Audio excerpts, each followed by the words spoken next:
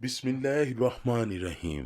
قرآن پاک کی سورہ بقرہ میں اللہ پاک کا فرمان ہے، اے ایمان والو تم پر روزے فرض کیے گئے تاکہ تم پرہیزگار بن جاؤ۔ دین اسلام کا ایک اہم رکن روزہ ہے جس کے بغیر مسلمان کا دین نامکمل ہے۔ روزہ ہر بالغ مسلمان پر فرض ہے۔ اگر کوئی بھی مسلمان دین اسلام کے کسی بھی رکن کو ماننے سے انکار کرتا ہے تو وہ مسلمان نہیں رہتا۔ آج کی ویڈیو میں 10 ایسے لوگوں کا ذکر کیا جائے گا جن پر روزہ فرض نہیں، یعنی انہیں روزہ معاف ہے، انہیں روزہ چھوڑنے کا کوئی گناہ نہ ہوگا۔ نمبر 1، پہلا شخص جسے روزہ معاف ہے وہ ہے بیمار، یعنی جو آدمی بیماری کے سبب روزہ رکھنے کی سخت نہ رکھتا ہو تو وہ بروز قیامت اسے روزہ چھوڑنے کی سزا نہ ملے گی۔ ناظرین گرامی، یہاں سوال یہ پیدا ہوتا ہے کہ شریعت میں کس قسم کی بیماریوں میں روزہ چھوڑنے کی اجازت ہے؟ یعنی اب ایسا تو نہیں ہو سکتا نا کہ انسان کو ہلکا سا بخار ہو یا زکام ہو یا بندہ کہے میں تو بیمار ہوں اب روزے نہیں رکھوں گا۔ یاد رکھیے، اگر آدمی کو زکام ہے، سر میں درد ہے یا جسم کے کسی حصے میں ہلکا درد ہے، اگر مسلمان اس حالت میں روزہ چھوڑ دیتا ہے تو اس کو سخت گناہ ہے۔ یہاں ایسے امراض کا ذکر ہوتا ہے کہ آدمی کو بہت زیادہ تکلیف ہو، ڈاکٹر بیمار کو یہ کہے کہ اگر تم زیادہ دیر بھوکے رہے اور پیاسے رہے تو تمہارا مرض مزید بڑھے گا، یہاں تک کہ تمہاری موت ہونے کا خطرہ ہے۔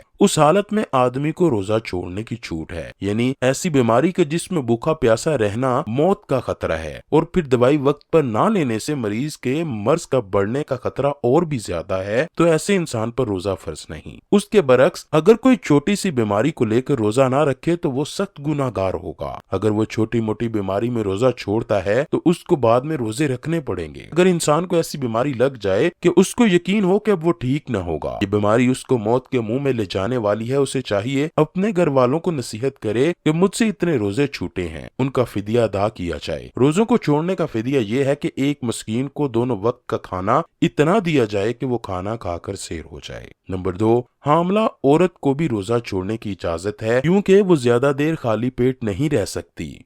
خالی پیٹ رہنے سے اس کو یا اس کے بچے کی جان کو خطرہ ہو سکتا ہے تو وہ روزہ چھوڑ سکتی ہے، اس کو روزہ چھوڑنے کا کوئی گناہ نہیں۔ یہاں پر یہ بات جاننا ضروری ہے کہ جب عورت اپنے بچے کو جنم دے لے اور صحت یاب ہو جائے تو اسے چاہیے کہ اپنے چھوڑے گئے روزوں کو پورا کرے۔ یہاں دوسری بات یہ ہے کہ اگر عورت حاملہ ہے تو اس کو ماہر ڈاکٹر یہ کہتا ہے کہ اگر تم روزہ رکھ لو تو تمہاری جان کو کوئی خطرہ نہیں اور نہ ہی بچے کو، تو ایسی عورت کو روزہ چھوڑنے کی اجازت نہیں، اس کو لازمی روزہ رکھنا چاہیے۔ اگر وہ ایسی صورت میں روزہ نہیں رکھتی تو وہ گناہ گار ہوگی۔ نمبر 3، بوڑھا آدمی۔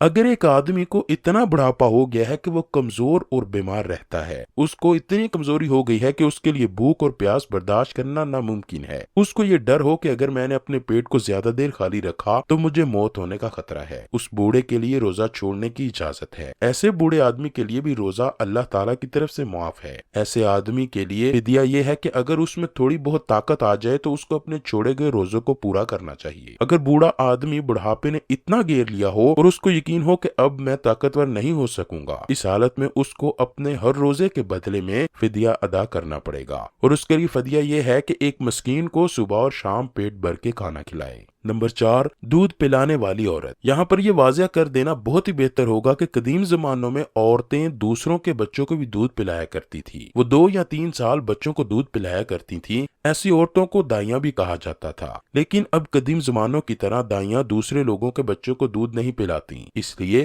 یہاں ایسی ماؤں کا ذکر کیا جائے گا کہ اگر ان ماؤں کا ڈاکٹر یہ کہہ دے کہ اگر تم زیادہ دیر تک بھوکی اور پیاسی رہی تو تمہارے بچے کی جان کو خطرہ ہے یا بچہ دودھ سے محروم ہو سکتا ہے، تو ایسی عورت کو روزے بعد میں رکھنے کی اجازت ہے کہ جب وہ ٹھیک ہو جائے تو اپنے چھوڑے گئے روزوں کو پورا کرے۔ نمبر 5، پاگل آدمی۔ جس آدمی کا ذہنی توازن ٹھیک نہ ہو، وہ ہر وقت ادھر ادھر کی باتیں کرتا رہتا ہو، اس کو یہ خبر نہ ہو کہ میں کیا بات کر رہا ہوں، اس کے لیے بھی روزہ نہ رکھنے کا کوئی گناہ نہیں۔ اس کے علاوہ ایسا آدمی جس کو ایسی بیماری ہو کہ وہ اچانک اپنے ہوش و آواز کھو بیٹھتا ہو، تو ایسے آدمی کو بھی روزہ چھوڑنے کا کوئی گناہ نہیں، جب وہ ٹھیک ہو جائے تو اپنے چھوڑے ہوئے روزوں کو رکھ کر پورا کرے۔ نمبر 6، حیض و نفاس والی عورتیں۔ ایسی عورتیں جن کو حیض ہو، ان پر ایسی حالت میں روزہ رکھنا جائز نہیں۔ نفاس یعنی کہ ایسی عورت عورت جس نے بچے کو جنم دیا ہو اور اس کا بھی خون آنا بند نہ ہوا ہو، اس پر بھی ایسی حالت میں روزہ رکھنا جائز نہیں۔ اگر حیض اور نفاس والی عورتیں روزہ رکھ بھی لیتی ہیں تو ان کو ثواب کی بجائے سخت گناہ ہوتا ہے۔ حیض اور نفاس والی عورتوں کو چاہیے جب وہ پاک صاف ہو جائیں تو اپنے چھوڑے ہوئے روزوں کو پورا کریں۔ اگر ایسی عورتیں پاک اور صاف ہونے کے بعد اپنے روزوں کو پورا نہیں کرتی تو ان کے لیے سخت گناہ ہے۔ نمبر 7، مسافر آدمی۔ اگر سفر کی مسافت کی مقدار کم از کم 48 میل یا اس سے زیادہ ہے تو ایسے شخص کو اپنے شہر کی حدود سے نکلنے کے بعد روزہ رکھنے یا نہ رکھنے کا اختیار ہوگا، اور نہ رکھنے کی صورت میں بعد میں اس روزے کی قضا کرنا لازم ہوگی۔ تاہم اگر سفر کے دوران روزہ رکھنے میں سہولت ہے، دشواری نہیں تو روزہ رکھ لینا بہتر ہے۔ اگر روزہ رکھنے میں مشقت اور دشواری ہے تو اس صورت میں روزہ نہ رکھنے کی بھی اجازت ہے، اور اگر شرعی سفر میں مشقت بہت زیادہ ہو جس کا تحمل روزے دار کے لیے مشکل ہو تو روزہ نہ رکھنا بہتر ہے۔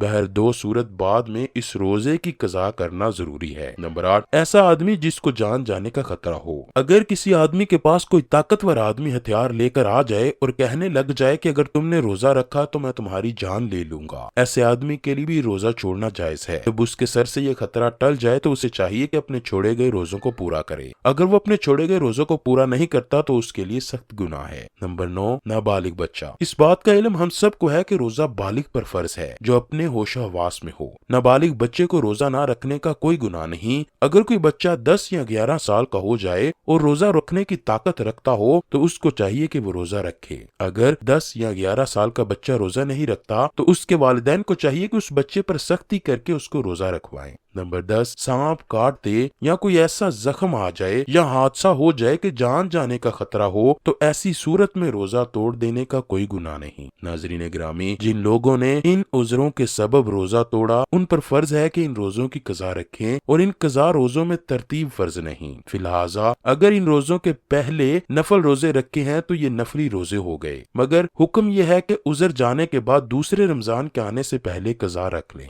اللہ تعالیٰ سے دعا ہے کہ وہ ہم کو روزہ رکھنے کی توفیق دے، ہمیں رمضان میں زیادہ سے زیادہ نمازیں اور زیادہ سے زیادہ نوافل ادا کرنے کی توفیق عطا فرمائے۔